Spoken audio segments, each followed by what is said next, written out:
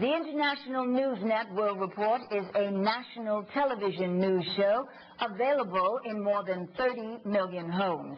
We broadcast daily real news the networks won't tell you. We are solely viewer-supported. That means you. You can donate at our website, INNWorldReport.net. We hope you find the following interview informative and helpful.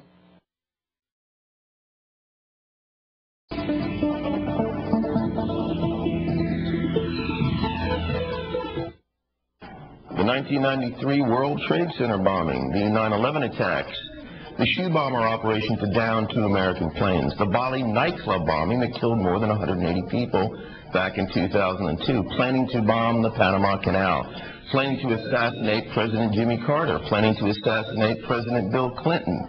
The list goes on and on. What our government would have us believe is that one very busy terrorist, Khaled Sheikh Mohamed, was involved in all of these attempts on the civilized world and confessed to them willingly and not under duress. Well, certainly not after being tortured. Almost every major European terrorism expert does not believe Khaled Sheikh Mohamed's confession, and they have been on state-owned and private news networks in Europe stating that the confession has more to do with Bush's failures in Iraq than any credible connection with the plots that I just outlined earlier. To understand more about this, we have with us Ralph Shulman, who, along with Maya Sharon, is host of the popular Pacifica radio show, Taking Aim. Welcome to INN, Ralph. Thank you, Lenny. Good to be with you. Ralph, what is your understanding of what is going on with these accusations? Is there any possibility that Khaled Sheikh Mohamed could have been involved in even the majority of them?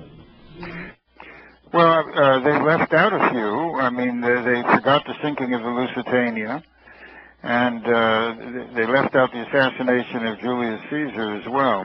I mean, even the bourgeois press has been confronted by the problem of the absurdity of these claims over 31 attacks and plots. And in each of the instances that are cited, these are events that have already long been ascribed to others with the same fake evidence produced to sustain the antecedent claim for charge. For example, with respect to the decapitation and murder of Daniel Pearl, the Wall Street Journal reporter, they don't tell you that they had already brought to trial Ahmed Omar Sheikh, and he was sentenced to death in Pakistan for the murder of Pearl, and all of the fake evidence was introduced with respect to that conviction. So what are they going to do with that now? And it's right down the line. I mean, 1993, the bombing of the World Trade Center, which was ascribed to the blind Egyptian cleric. Are they going to release Sheikh Omar Abdul Rahman on the basis of what they have Khaled Sheikh Mohamed asserting? They have charged falsely and imprisoned the wrong man. Are they going to drop all the charges against Lynn Stewart? Well, Ralph, let me interject right there. Does that mean that Osama bin Laden can now get his visa back to come into America? Well, I think that's an interesting question to raise here, because the New Yorker in its last issue ran a very important article by Seymour Hersh called The Redirection. In a way, it's an astonishing article, because what it documents is that what the United States and the CIA are now in the process of doing is forming an alliance with Osama bin Laden and Al-Qaeda. And they are reverting in a redirection to what they were doing when they first were funding Osama bin Laden and Hubidin Hekmatyar, when they were establishing this fundamentalist terror apparatus in Afghanistan and in Central Asia.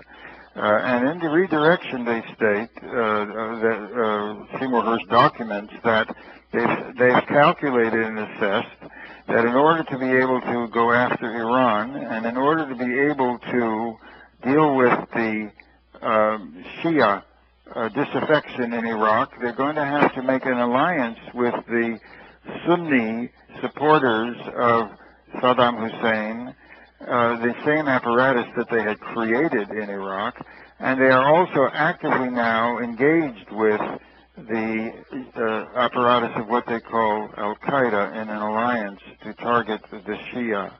In other words, the process through which the death squads that the CIA and the Mossad have operated across Iraq and now Iran to create this internecine bloodletting are taking the form now of an active military and organized alliance with the people they are demonizing.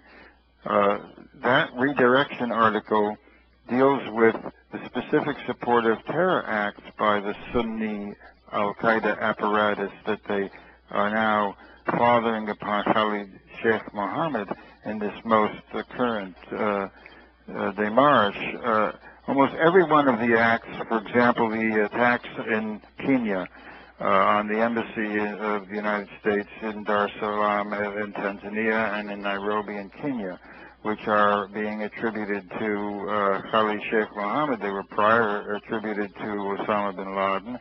And of course we know from the reports in the San Francisco Chronicle and ample documentation that this was organized by Ali Mohammed, working for the Central Intelligence Agency, trained at Fort Bragg with long-standing